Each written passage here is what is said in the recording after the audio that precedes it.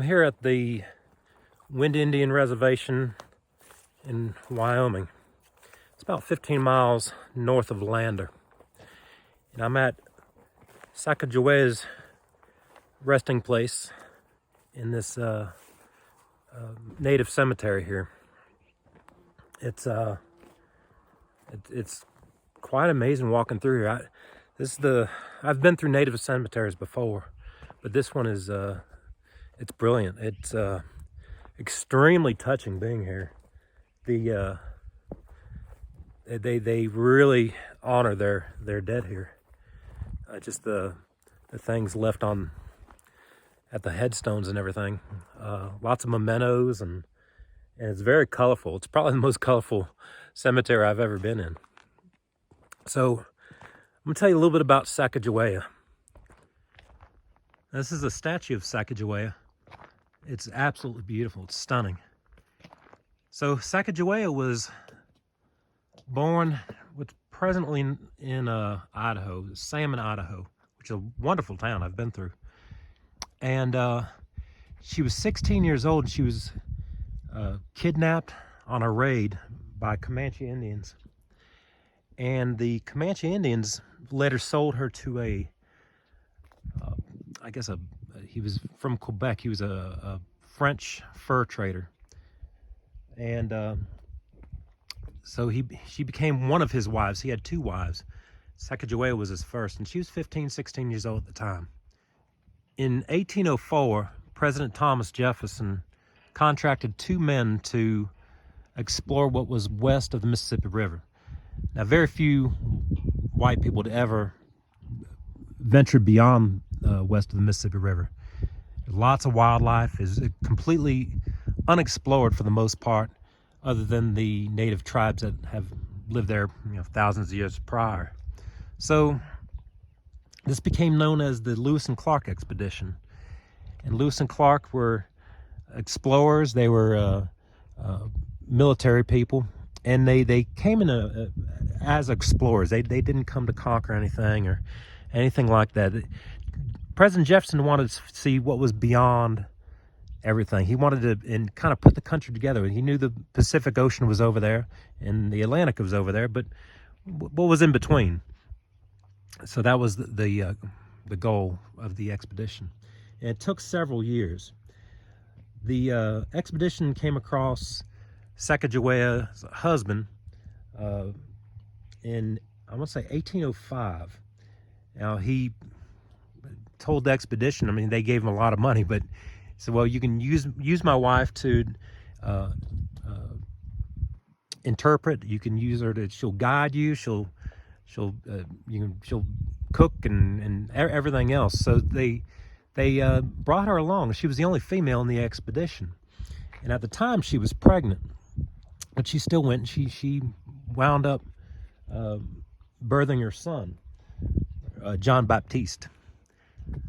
The expedition lasted 6,000 miles, and Sacagawea would carry her son on her back through all sorts of terrain, all sorts of weather conditions. And that's the images that we are familiar with her and John Baptiste. And we'll go visit them in a few minutes here. So they eventually get to the west coast, the coast of Oregon. And what she's holding here, it's a sand dollar. She had never seen anything like that. And she picked it up off the beach in Oregon. And she later on presented it to her Indian chief. And he wore it around his neck for many, many years. I believe he was buried with it. So this is the statue here. There's a lot of mementos here. There's a lot of junk. I don't know why people put junk here, but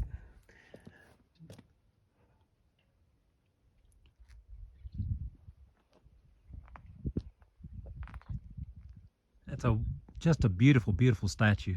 It's quite amazing. It's very striking. So I'm going to take you over to her final resting place, which is about 100 yards away behind me. Sacagawea, by all accounts, was a remarkable, remarkable woman.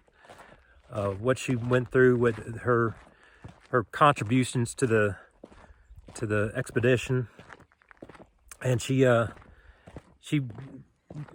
I guess there was a lot of attention, but when they would go through tribal areas, and she was always able to kind of ease the tension, because the other tribes they'd see a Native American woman with a baby, and it always kind of relieved everything. They knew the expedition wasn't a war party or anything like that. So people made it safe through the expedition because of her.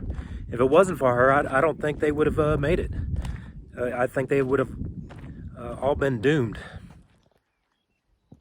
And here's her final resting place.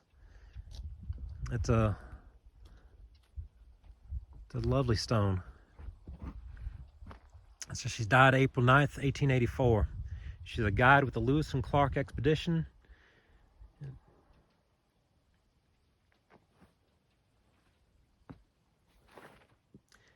This is her second son, Basil. He lived to be 86 years old. He died in 1925. Now, Jean-Baptiste, that's his headstone there, but he's not buried here. He's buried west of here in another cemetery. But he lived quite the life himself. After the expedition, Jean-Baptiste, he moved to Germany, and he lived like a king.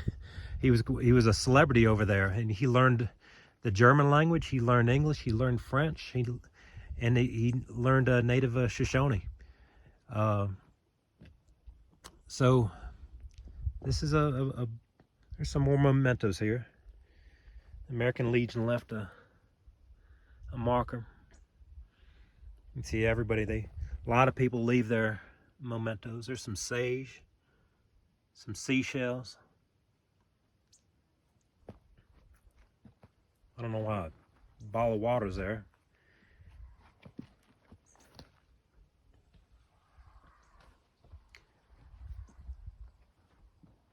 So yeah, just a remarkable person in history. I think we should be studied up on her and what she accomplished, and what that expedition accomplished as well in schools. I didn't learn about her until well after high school, and that's a shame. So anyways, I'm hitting the road, heading north.